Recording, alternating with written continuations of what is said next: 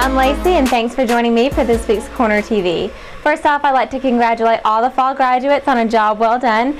Now, I can't believe the day has finally come for me to leave the plains, but I guess after 5.5 years and 2 degrees, it's time. But I couldn't leave without shooting one last episode of Corner TV. Or maybe 2 or 3. Yeah, Greg, that's not happening. Moving on, Danielle took the camera out to the newsroom last week for the Southside Arts Festival, so let's check that out. Hi, I'm Danielle Albert with Corner TV, and I'm here with Tina Tatum, the owner of the newsroom for the Southside Arts Festival. Can you tell me a little bit about how the festival is going so far today?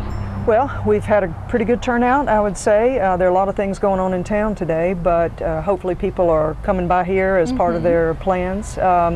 We had a nice turnout for the first reading at 10 and a fun music performance after that, and then we took a little break and just had finished up with our second reading of the day. A lot of local authors, so.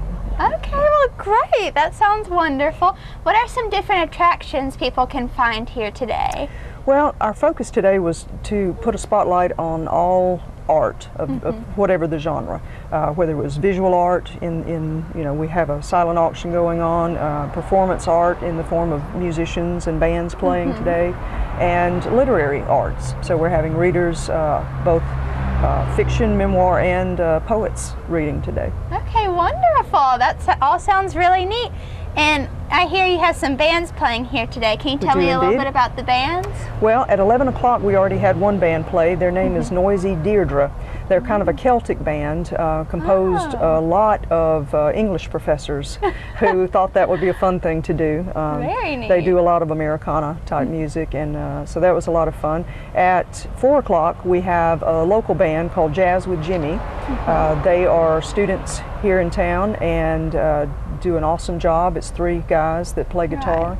Then at 7 o'clock tonight we have a band called Adventure the Great, which I know they've played at the newsroom once before. They've played at 8th and Rail, and they're really good. So I think people should come out and hear. That sounds like there's all sorts of music you can enjoy.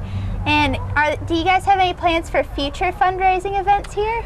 We do. This will probably be the only event we do in December because the students are about to leave us going home for the holidays, but we'll be kicking off in January with some additional events similar to this, and we'll just see if people continue to be interested. But we've tried to have a good variety of events, music and readings and art, so that there was something for everybody. Right, and I think you guys have done a great job at that. Well, we appreciate it. Well, thank you so much for taking time to interview with me. Back to you, Lacey. Thanks, Danielle. Now let's see what's going on around town these next few nights. Wednesday, DJ Oz is at Coyotes, and Fat Daddy's is having Nellie's Karaoke. Thursday, Kieran Porter is at Zazu, and the Irish Bread Pub is having karaoke. Friday, Squarebone and Billy Earl and Wolf are at the Supper Club, and Josh Adams' band is playing at Fat Daddy's. Saturday, Joe Bagley is at Fat Daddy's, and the Supper Club is hosting Noise for Toys with Mr. Resistor and friends. Once again, those are just a couple of the things going on these next few nights. Get your own copy of The Corner for a detailed list, or like always, check out our calendar at thecornernews.com. Well, that's it for this week. I'd like to thank Tina from the newsroom for talking with Danielle, and you for watching. I'd also like to thank you for allowing me to be a part of your weekly routine for the past 1.5 years. And for the last time as the host of Corner TV, don't forget to check back next week for another episode, and in 2 weeks for Greg's favorite Corner TV bloopers, which I will not be the focus of like last year's episodes.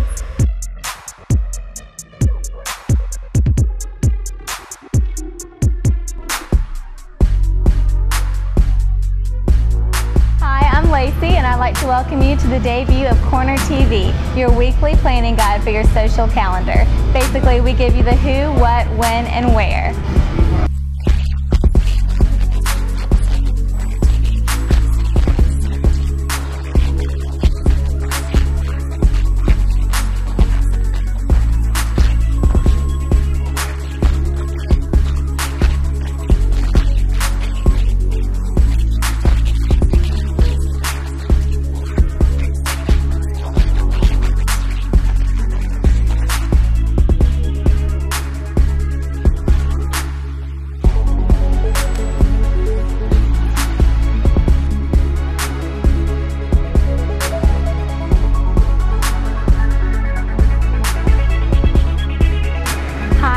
Lacey, and I'd like to welcome you to another episode of Corner TV.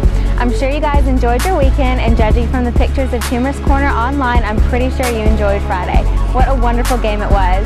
Well, at least the second half. I won't recap the game because I'm sure you've relived that amazing comeback countless times like I have. What I will say is that our Tigers are undefeated, #1 in the BCS, headed to the SEC Championship game this weekend, and have a shot at playing in the BCS Championship game. It's been a pretty crazy week here on the Plains, and as you can see, I'm standing here at Tumor's Corner, and our Oaks are not doing too well, but on Saturday y'all showed your support and came out here and dropped off a couple tokens of remembrance and appreciation. Let's check those out. So there's some toilet paper rolls, shakers, flowers, books, all kind of things that talk about how much we love Tumor's Corner. Hi, I'm Lacey, and thanks for joining me for this week's Corner TV.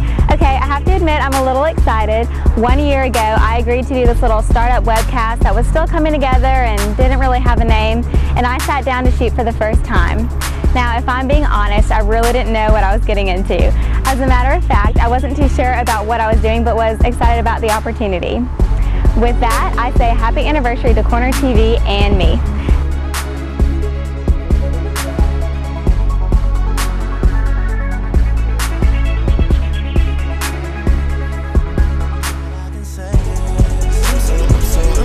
I'm so proud of you.